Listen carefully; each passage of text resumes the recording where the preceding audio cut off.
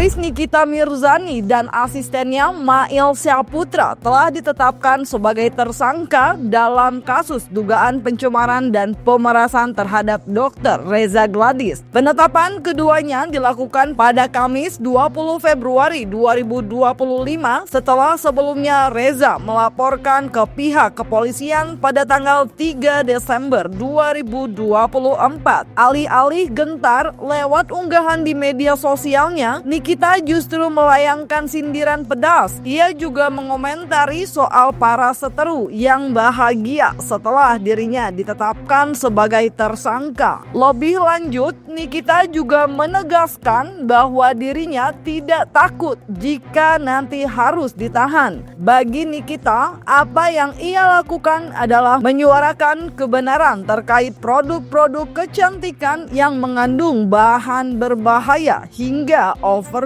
Nikita bahkan menuding bahwa orang-orang yang melaporkan dirinya lah adalah para penjahat sesungguhnya karena telah membuat banyak orang menjadi korban. Ada yang saya happy ya, gue ditersangkain. Gue udah tahu ini tuh kasus mau dibawa kemana.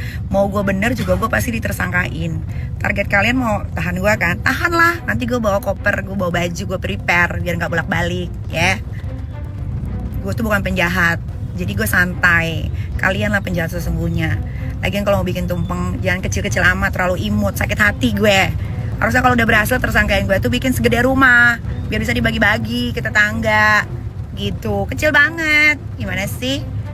Duitnya belum habis kan, masih banyak. Bikinlah serumah, bagi-bagiin atau bikin apa gitu. Biar gue juga bangga gitu ditersangkakan. Tapi gue bangga sih karena gue menyuarakan kebenaran. Itu belum berakhir, itu baru mulai. Be ready sayang. Harusnya tuh kalian jangan ngelaporin gue ke polisi gerombolan sirkus yang blow on. Harusnya kalian cari perhimpunan dukun terhebat di Indonesia untuk bikin mulut gue ini gagu. Tangan gue gak bisa ngetik. Tuh harusnya gue kasih tahu tuh caranya. Kalau cuma lapor-laporan polisi gampil guys. Semua bisa dibuktikan nanti sesuai fakta. Lagi lu juga bodoh si muka abu-abu ini ya. Lu yang ngerekam sendiri, lu sendiri yang ngasih jadi barang bukti. Kan gue jadi tahu rekaman isi suara lu sama Mail.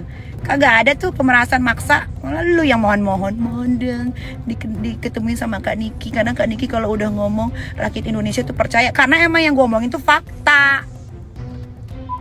Bagus lu rekam. Jadi nanti bisa didengerin di pengadilan. Biar lu makin terpuruk. Ya, gak usah lu jualan lagi skincare. Lu jualan aja singkong kek, ubi kek, gayung kek, apa serah deh ya, atau lu jualan lotion pemutih kek badan lu tuh abu-abu. Biar saja. Gak shock lah. Ngapain dia shock tuh? Dia udah terbiasa yang lebih hebat aja. Dia cuma lucu aja gitu. Ada orang kayak begitu tuh lucu aja. Tapi kamu sendiri kenal deket banget, seberapa dekat? Nggak kenal, nggak mau tahu kamu dekat. Tapi maunya nge-review. Seperti diketahui, polisi menetapkan Nikita dan asistennya Ismail sebagai tersangka atas laporan Dr. Reza Gladys dalam kasus pemerasan dan tindak pidana pencucian uang atau TPPU. Keduanya diduga meminta sejumlah uang dengan nominal fantastis mencapai 4 miliar rupiah terhadap pengusaha skincare tersebut. Ancaman hukumannya pun tidak main-main, yakni maksimal 20 tahun penjara. Terkait penetapan sebagai tersangka, Nikita dan sang asisten seharusnya sudah menjalani pemeriksaan. Namun mereka meminta penundaan hingga Senin 3 Maret 2025 mendatang. Proses penyidikan yang sedang berlangsung ini terkait dengan yang pertama dugaan tindak pidana pengancaman dan pemerasan melalui media elektronik sebagaimana diatur di pasal 27B ayat 2 dan juga pasal 45 ayat 10 Undang-Undang ITE. Kemudian dugaan tindak pidana pemerasan sebagaimana diatur di pasal 368 KUHP dengan ancaman pidana 9 tahun. Untuk pasal yang pertama tadi ancaman pidananya paling lama 6 tahun ya. Kemudian yang selanjutnya adalah dugaan tindak pidana pencucian uang sebagaimana diatur di pasal 3, pasal 4 Undang-Undang Tindak Pidana Pencucian Uang dengan ancaman pidana paling lama 20 tahun penjara. Namun kemarin tanggal 19 Februari 2025 penyidik telah menerima surat dari kuasa hukum tersangka tentang permohonan penundaan pemeriksaan terhadap para tersangka. Apa alasan yang diajukan oleh kuasa hukumnya? Alasan penundaannya adalah karena masih ada keperluan terkait dengan pekerjaan, di mana pekerjaan tersebut tidak dapat ditinggalkan maupun diwakilkan. Kemudian dalam permohonan itu juga disebutkan bahwa memohon kepada penyidik untuk dilakukan penundaan pemeriksaan dan penjadwalan ulang menjadi hari Senin tanggal 3 Maret 2025 pukul 13 WIB. Kemudian berdasarkan informasi ini, maka apa yang akan dilakukan oleh penyidik selanjutnya? Penyidik akan mengirimkan surat panggilan kedua terhadap para tersangka untuk dilakukan pemeriksaan terhadap kedua tersangka di minggu depan. Orang boleh lapor, orang boleh menyatakan ada sesuatu peristiwa, tapi nanti prosesnya itu bukan dari apa yang dinyatakan oleh penyidik. Kita nanti lihat seperti apa prosesnya. Hukum itu pasti akan berangkat dari asal mula peristiwanya seperti apa. Bagaimana seseorang akan melakukan sesuatu sedangkan dia tidak kenal?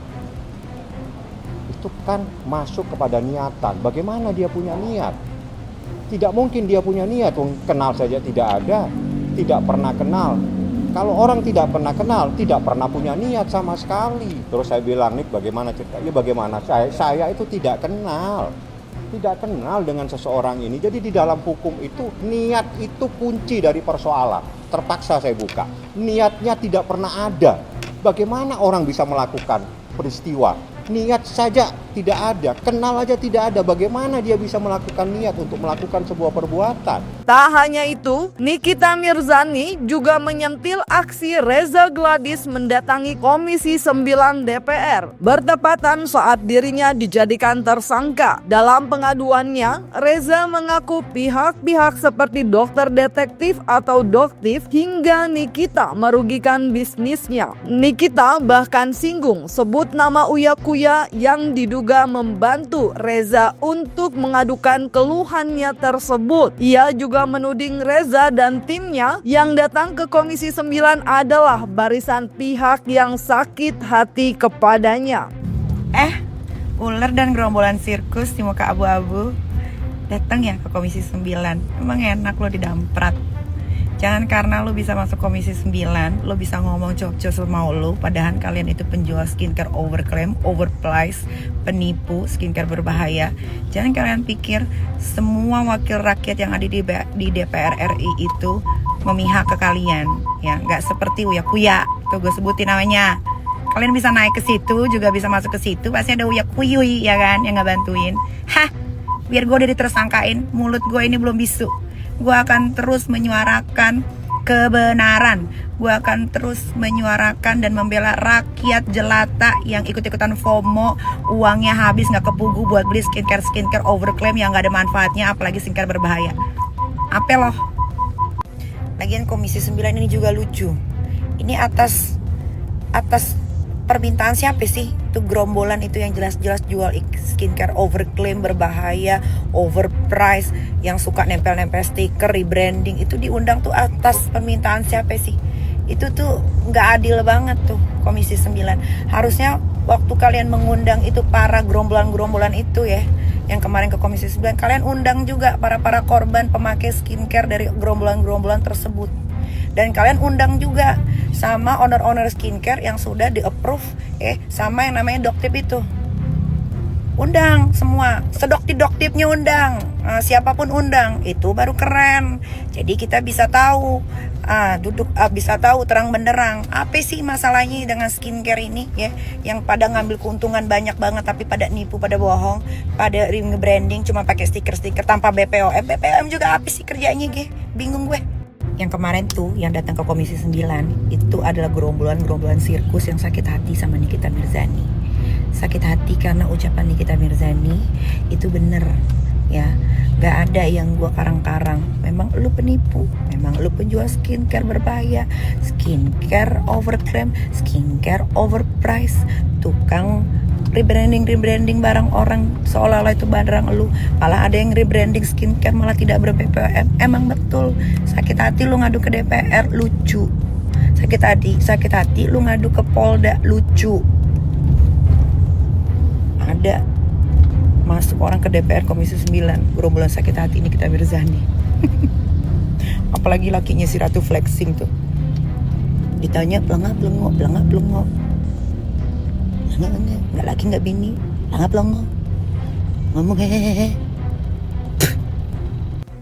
Ya ampun, ternyata gengnya ular dan Ratu flexing ke DPR RI Komisi 9 bukan diundang, ternyata minta diundang. Lawak, udah mah datang ke DPR RI jadi cemoohan di sosial media, saking dabrus, saking blonnya, ternyata minta diundang. Gue habis pikir sampah lo.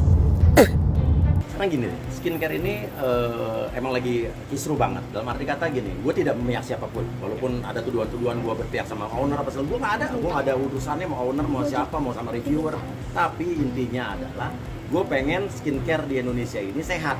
Dalam arti kata, kalau ada produk-produk yang dia ingredientsnya tidak sesuai, melebih-lebihkan juga harus dibenahi. Apalagi kalau yang berbahaya, merkuri, harus diberantas. Tugasnya siapa? BPOM satu-satunya badan yang berwenang untuk melakukan pengawasan terhadap itu, karena dia mengeluarkan izin edarnya. Kalau ada sampai orang yang mengetahui bahwa misalnya ini berbahaya, laporkan ke BPOM. Kalau BPOM-nya tidak bereaksi, laporkan ke saya DPR, saya tegur BPOM. Tapi janganlah saling review satu sama lain yang bukan pada wewenangnya. Karena kan kita juga pertanyakan di mana dia labnya, apa labnya terakreditasi apa tidak. Nah, terus apalagi yang gue dengar kan sekarang sampai ada berita ada oknum reviewer ya, dokter yang katanya meminta sejumlah uang sampai 2 juta Singapura dolar dengan membawa nama DPR dan BPOM. Ya, kalau sampai akhirnya tadi kan ada di RDP DPR tadi pagi. Kalau sampai seperti itu kan artinya itu jadi tidak sehat. Jadi mau dikemanakan bisnis skincare di Indonesia, UMKM, dan gimana kita mau bersaing sama internasional. Tapi kita jangan terlena sama kasus review-review dan pemerasan dalam skincare ini aja. Kita harus ingat bahwa saya paham banget bahwa pabrik-pabrik rumahan skincare yang tidak ber-BPOM, tidak berizin itu ada di mana-mana. Bukan hanya di daerah-daerah, di sekitar Jabodetabek ada tempatnya, dan mereka masih menjual skincare yang tidak ber-BPOM dan dengan di produk rumahan itu, ya itu berbahaya pasti kan? Iya, itu dijual bebas di e-commerce. Dan saya menantang untuk kepolisian dan atau BPOM untuk menindak ya produk-produk rumahan tanpa ber-BPOM yang beredar di e-commerce. Kita lihat nih, siapa yang berani menindak duluan, apakah BPOM, apakah polisi, apa bersama-sama. Masih belum puas, Nikita pun menyindir Reza dengan sebutan si Ratu Flexing. Ia bahkan menyarankan sang seteru agar tampil dengan riasan dan busana yang maksimal saat nanti bertemu dirinya di persidangan. Bukan hanya Reza, Nikita turut menyentil Sela Sokial, salah satu pebisnis skincare yang belakangan berseteru dengan dokter detektif karena tudingan menjual produk overclaim. Tunggu, apa gue nggak salah dengar? Dia nggak terima dibilang tukang flexing. Lu bukan tukang flexing, lu Ratu flexing, Reza. Kenapa muka lu? Gue mau bertanya, muka lu kenapa pas lagi ngomong di Komisi 9 begini? Kenapa? Lu pelongo-pelongoin gini? Belum makan lu? Lu mau lawan gue jangan nggak makan. Nanti kalau ketemu gue di persidangan, lu harus keren ya, OOTD lu, karena yang lu lawan keren nih orangnya. Terus lu harus makan biar badan lu berisi. usahakan sebelum ketemu sama gue di pengadilan, kulit lu udah sempurna, jangan belentang-belentong nih. Terus jangan lupa minta pilihin OOTD lu, sama karyawan lu yang di klinik yang gak laku itu, yang lu jadiin konten, padahal dia orang klinik yang gak laku, disuruh ke rumahnya, disuruh milih-milihin, nyemot-nyemotin baju sama security yang lu jadiin sosok ajudan megangin payung. Lu harus dipayungin nanti turun dari mobil masuk ke pengadilan, jangan sampai enggak terima dibilang flexing. Lu ratunya, satu Indonesia tahu lu ratunya. Si Reza ratu flexing, ngapain lu dikit-dikit posting di eksklusif? Lu nyari duit juga di situ, bukannya lu kayak tanya kaya. Masa Kang flexing dikit-dikit posting di eksklusif? Di biasa aja kayak gue gini bisa nggak? Lu nyari duit buat apa? Buat modal? Apa sih? Aneh banget. Makan nggak lu? Biar cepet gemuk. Bentar lagi kita ketemu di pengadilan, makan ya. Ini ada yang seru ya. Jadi gue nonton sepenggalan, si lakinya si Reza, si ratu flexing bilang gini, kami adalah korban dari dokter detektif dan NM. Lu adalah korban, lu adalah mengorbankan bini lu sendiri, ya. Bini lu sendiri yang bilang lu tukang selingkuh. Jadi si Reza ratu flexing, bini lu adalah korban lu, bukan korban gua dan doktif, ya.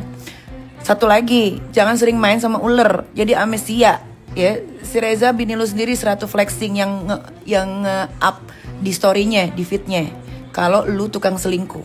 Jangan lupa, ya. Yang ada itu masyarakat adalah korban lu, laki bini berdua, ya. Masyarakat yang korbannya lu, bukan lu dan bini lu yang jadi korban. Gua sama doktif nggak ada, ya. Yang ada lu selingkuh. Salah ular, nggak usah lu posting muka gue. Nikita Mirzani tetap aja tersangka. Orang satu Indonesia udah tahu, pakai caption. Walaupun pelakuan kamu kejam, lu yang kejam, lu tuh manusia munafik, ya. Lu ngeberangkatin waria umroh, tapi lu lupa ingatan. Lu yang kejam, mulut lu tuh tukang tipu, tukang bohong, tukang kibul, ya. Lu berkaca. Harusnya lu yang dikerangkeng di bulan Ramadan. Semua orang juga tahu bulan depan bulan Ramadan, harusnya lu yang dikerangkeng, lu yang ditaruh tuh di goa kek, di mana kek. Lu sama dedengkot lu itu selalu muter balikin fakta. Pinter kali kau merangkai kata-kata, tapi nggak bercermin sama diri sendiri. Malu sama hijab lu. Sholat 5 waktu, tapi kerjaan lu dusta aja. Lupa, kalau nggak dusta amnesia, lupa ingatan. Tuh dedengkot-dedengkotnya harusnya tuh yang dikerangkeng semua, bukan gue. Kalau gue manfaatnya banyak untuk warga Indonesia. Kalau lu nggak ada, Kang Tepu lu. Kalau gue sih cuma mau bilang gini ya, misalkan ya kalian dipanggil sama gue gitu ya, sini mau duit nggak? Abis lo ambil duitnya, terus lo diteriakin maling. Iya. Kurang lebih begitulah ya. Lapor merasa diperas. Ngomong nggak diperas? Ngomong nggak dari mulutnya diperas? Isi laporannya. Ya ngomong nggak? Coba suruh ngomong dong. Nikita Mirzani meres gitu. Jadi gini, supaya ngomong. Meski ditetapkan sebagai tersangka, Nikita Mirzani tidak sedikit pun merasa gentar. Ia menegaskan bahwa laporan polisi bukanlah akhir dari segalanya dan akan membuktikan di persidangan karena merasa sangat yakin tidak bersalah. Nikita bahkan mengaku sudah menandai musuh-musuhnya dan akan melaporkan balik mereka ke polisi. Kini ia mengaku akan mengikuti alur permainan dari para seterunya terlebih dahulu dan akan melancarkan serangan balik pada waktunya. Gue cuma mau mengingatkan aja bahwa laporan di kepolisian itu bukan akhir dari segalanya. Ingat, masih ada pengadilan.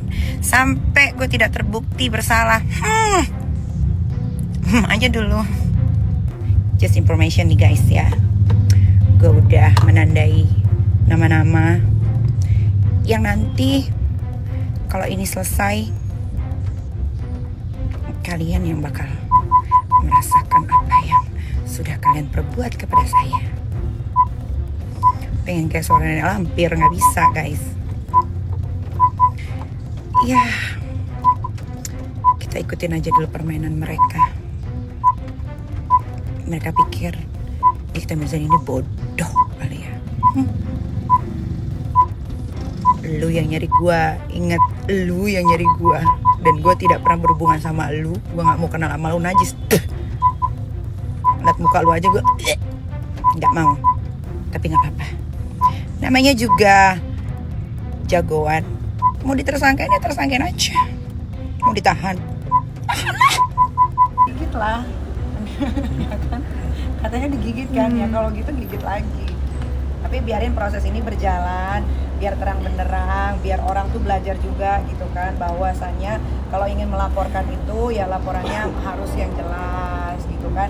Jangan cuman karena diduga ada minta bantuan siapa, orang yang harusnya tidak ada diada-adain. Ya makanya biarin aja proses ini jalan, biar puas yang laporin ya kan. Kan sayang nanti udah keluar nominal laporannya nggak diterima kan sayang.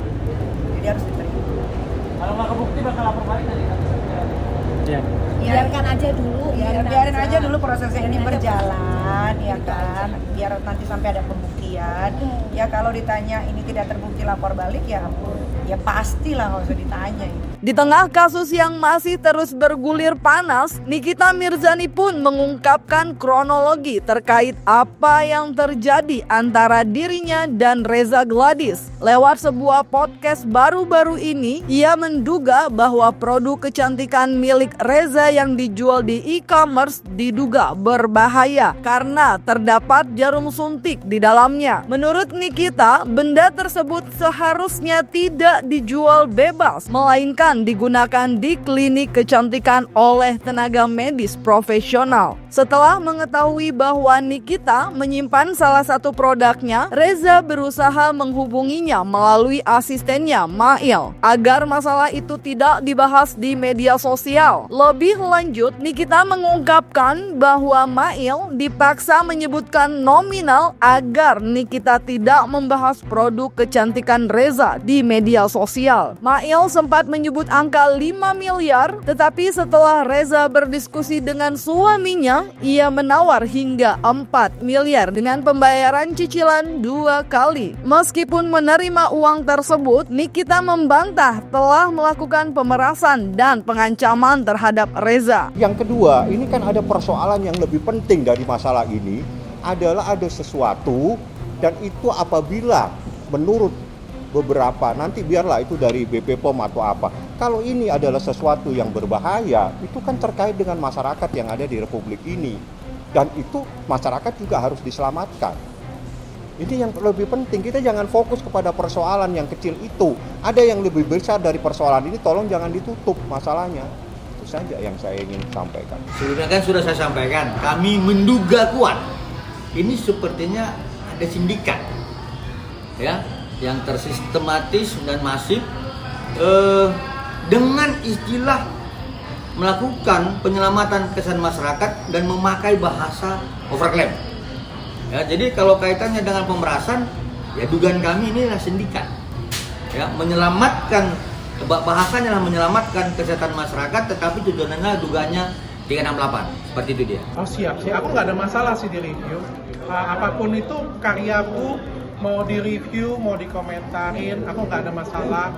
Cuma aku pengennya kayak gini ya, kalau kita nge-review, komentarin, jangan ada tendensi jelek. Kalau misalnya, aku nggak ada masalah, aku kan tukang review. Jadi kalau misalnya di review boleh nggak? Boleh. Tapi yang jelas jangan ada tendensi. Kalau kamu 78 kali kontenin orang itu namanya sudah tendensi. Kalau kamu setiap hari kontenin orang itu sampai ke hal-hal pribadinya, itu namanya tendensi. Tapi kalau kamu nge-review produknya, ini jelek, ini kurang bagus, ini packagingnya kurang cantik, ini dalamnya kurang bagus, nggak aja masalah, aku nggak sakit hati sedikit pun. Silakan, ini bagus, ini jelek, ini kurang, ini sangat bagus, nggak apa-apa. Bagiku sama saja. Kalau jelek aku akan buat lebih bagus, kalau bagus aku akan buat lebih bagus lagi.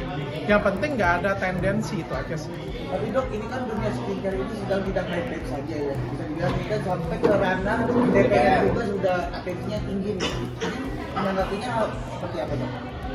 Menanggapinya, kalau sudah kayak gini, sepertinya biarkan hukum dan pihak berwajib sajalah yang yang memutuskan ya.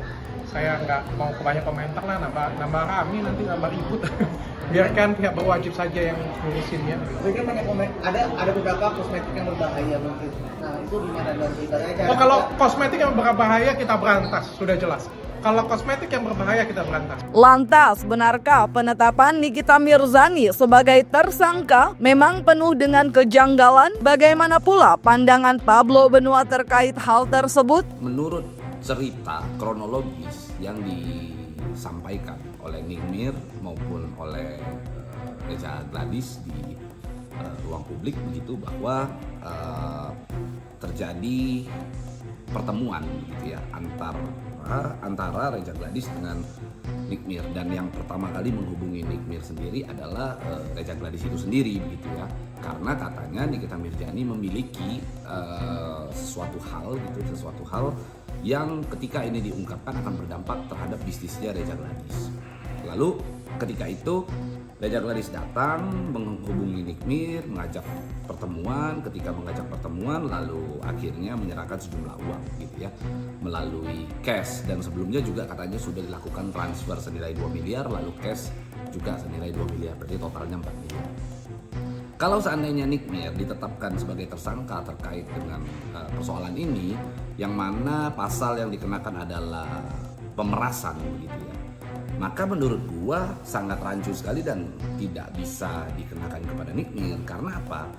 Terkait dengan pasal 482 gitu ya, 482 Undang-Undang Nomor 1 tahun 2024 gitu, di mana sebuah perbuatan pemerasan harus dilakukan bersamaan dengan sebuah ancaman kekerasan gitu. Pertanyaannya, ancaman kekerasan apa yang dilakukan oleh Nikmir?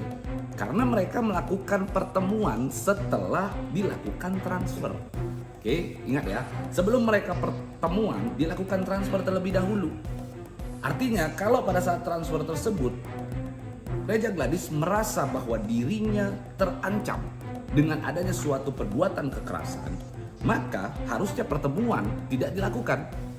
Untuk apalagi diserahkan uang 2 miliar selanjutnya sehingga melengkapi menjadi 4 miliar gitu.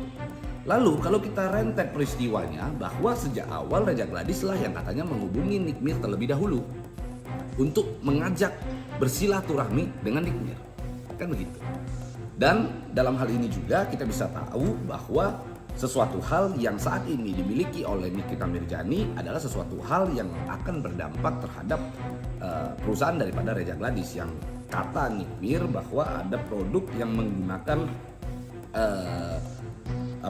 yang dipasarkan yang tidak memiliki izin edar dari Badan POM gitu ya.